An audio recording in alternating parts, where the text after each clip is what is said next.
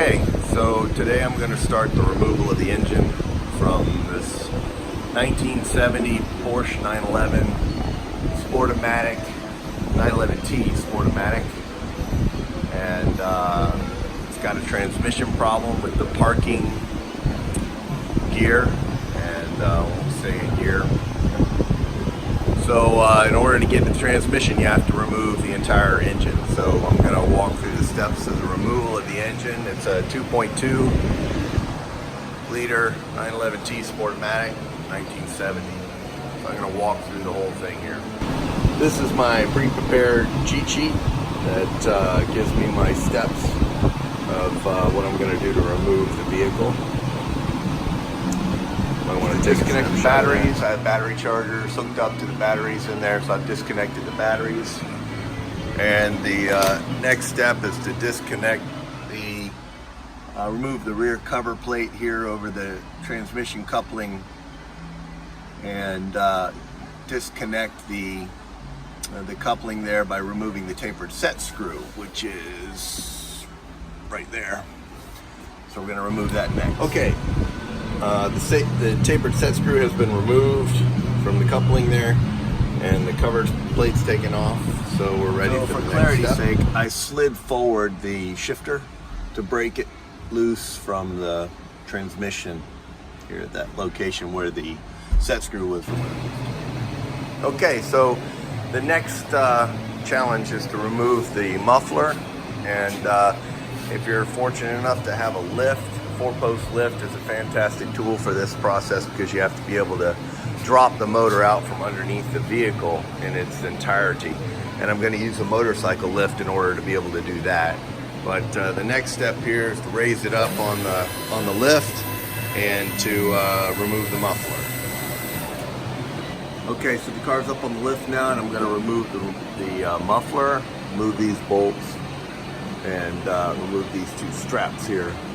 Loosen those straps first, and then carefully drop the muffler down.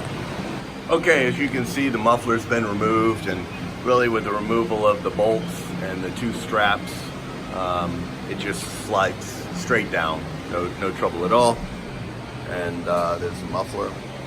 And I have a rule of restoration as far as hobbyist goes, that anything I take apart I restore before I put back. So I will clean that up and cover that later. Okay, here's the engine, and as you can see, it's in really great condition, great shape, and rebuilt only 5,000-6,000 miles ago. But the transmission has a parking brake, or a parking gear problem, and that's what I'm going to be working on. So now I'm going to remove the air cleaner, remove the top components from the engine, disconnect that in order to be able to slowly remove the components connecting it to the car, be able to drop the engine out the bottom of the car. Okay, as you can see here, the air cleaner's been removed, the breather tubes have been disconnected from behind the air cleaner and from underneath, and I pulled the air cleaner out and over there on the workbench, lined up. And for safety and precaution, highly recommend that you cover up the carburetors. So I've taped those off to make sure nothing accidentally falls down in those things. That would be trouble. Okay, so the next issue is I'm going to remove the fuel lines from each of the carburetors and make that disconnection. Okay, in this step I'm going to remove the crankcase breather tube here, disconnect that, and I'm going to disconnect the fuel lines from the carburetor, which is here and here on each side. I also carefully disconnected the electrical component here to the control, and I've folded it back, tucked it up underneath here right now while I'm doing the work. All right, so this is going to be next. Okay, so fuel lines have been disconnected here and here. I'm going to tape them up with some blue painter's tape, get them out of the way. I have to remove this vent hose as well, disconnect it from here, and I like to reuse as many of the connectors as possible, and restore them along the way. So I always try to take these things up onto the hoses. A little bit of that precautionary measure ahead of time will save a lot of effort later. Use just use painter's tape to kind of hold things up, get it out of the way. Also have to remove the vacuum tube from the accumulator. So that's next. Okay, so now I need to disconnect the ignition wires and components from the coil. So as I've mentioned, I removed this component, pulled it aside, and now I have to disconnect this wire harness that goes to the coil. It comes up to this secondary terminal here, and then unplugs down here from the distributor, and the ground comes off here. So all three of those next. Okay, so I successfully drained the fluids here, drained the oil. Basically removed this oil plug here into the pan, and then also did the same thing with the oil tank. Remove the oil from that. And then lastly, I'm going to come over here, and in my case, because I know I'm going to be working on the transmission and I'm going to need to change the fluid, I'm going to go ahead and remove the fluid plug here and remove the transmission fluid as well. All right, that's where we're at. Okay, so a lot of the work we've done now was under the car. Now we have to get, or above the car, sorry, now we got to get in underneath the car. I'm going to disconnect the heater hoses here and on the other side next. And then ultimately we're going to disconnect the CV boots, or CV joints in each location here. Pull off the electrical cables and tie those back to the transmission. Those come out of the transmission. I have to disconnect this, the linkage, transmission linkage here, and then the upper portion, this part here, comes out with the transmission itself. So that's next. And don't forget to disconnect the electrical ground on the right side of the transmission to the body. That'll remove that component as well. Okay, so I disconnected the two transmission electrical switch lockout components, and they're just dangling here, but I'm going to tie them back so they're away from the CV joints. Also disconnected the speedometer, the throttle linkage located here. Disconnected that and unscrewed it from its port there and removed it. Get it out of the way. One of the most difficult things to do by far, and probably one of the poorest design elements of this vehicle, is the fact that the starter electrical is right there against the body. The positive is right against the body. Terrible location. And that's got to be disconnected right there. So that's next. I pulled back the plastic with a long screwdriver, and now I'm going to reach up in there and disconnect the wire. But that is just really poor design, and that if that touches the body, we have a massive electrical short. So be very careful while doing that. Of course, the battery's already disconnected, but that's what has to come off next. Okay, so as you can see, that's been removed now. Let's see. Yeah, it's been removed. And the next task here then is to remove the CV joint. So I'll disconnect these bolts here. Go ahead and wrap on that with a wooden mallet. That'll come out and slip out there. So I'll remove the CV joints on both sides next. And we're getting pretty close then to be able to position it to lower it out of the way. All right. Okay, so the CV is disconnected from the transmission there. There's the CV joint. And you don't have to take this whole thing out for removal. Actually, you could try to support it up in that slot, but it's a lot easier if I disconnect it from both wheels. And it turns out, in my case, unfortunately, I have a torn CV boot on the left side, driver's side. So I'm going to go ahead and remove that as well. Go ahead and take the CV joints out, and then I'll look to address them if I need to. Okay, so the CVs have been removed from both sides.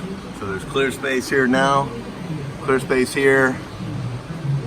All the various connections here and the ground have been removed. I've loosened the bolts to the transmission mount here and here slightly, got a little bit of gap on each end there. I believe everything there has been disconnected and tied back, so it's out of the way. All this electrical components here, they do come out actually with the transmission. The electrical has been disconnected. Both sides here for the CVs are clear. So I have the luxury of a 4-post lift, which really you pretty much can't do this without it, unless you want to be on your back. It is possible to do it underneath if you block up the car. I'm going to use a motorcycle jack, and I'm going to position it on the vehicle here and lower this down onto it so I can then loosen the bolts and proceed to drop the engine from the bottom of the car.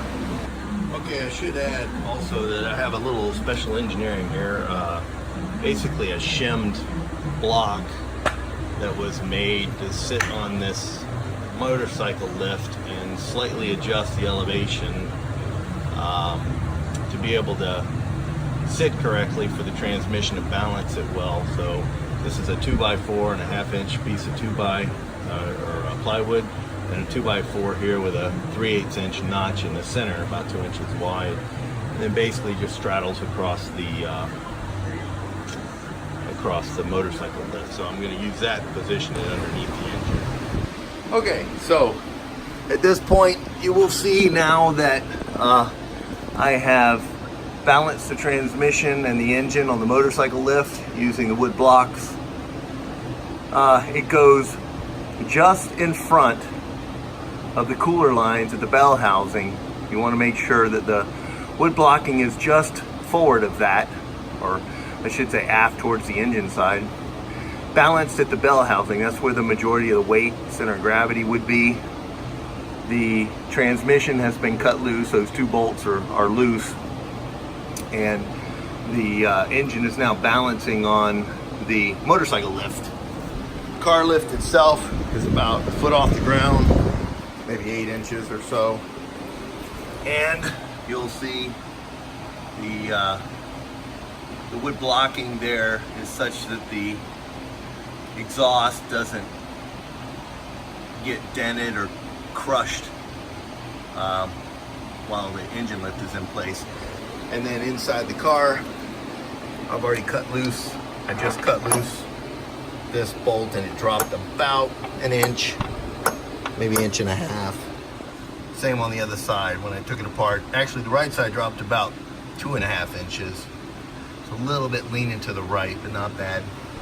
But otherwise it's cut loose. So now, before I do anything else, I'm gonna go back through and check all the way around the entire motor and look for anything that might be left connected that somehow I missed. I do have a checklist and I used it, which I showed you at the beginning of the video, but I'm gonna go check it again anyway.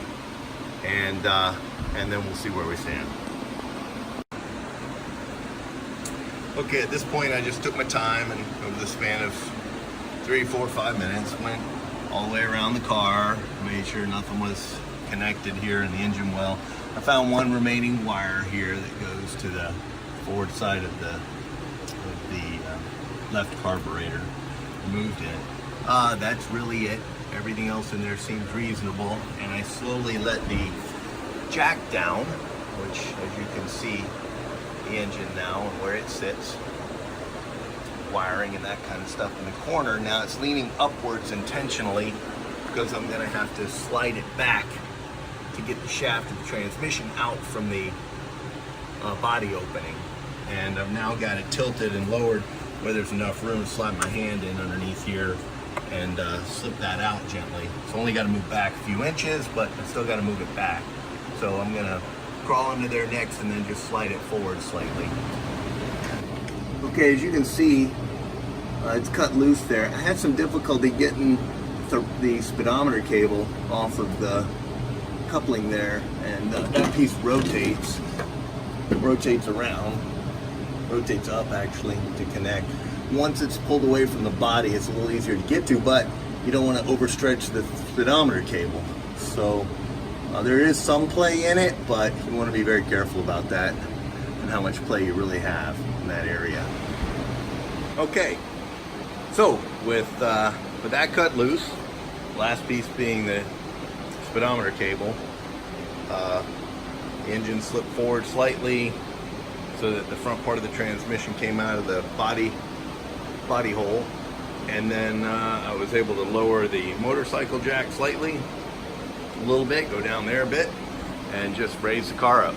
So now I've got the engine and training out where I can work on the transmission, determine what's wrong there, and I'll clean up the rest of the entire engine, clean it all up, may even treat and paint some parts while I got it out.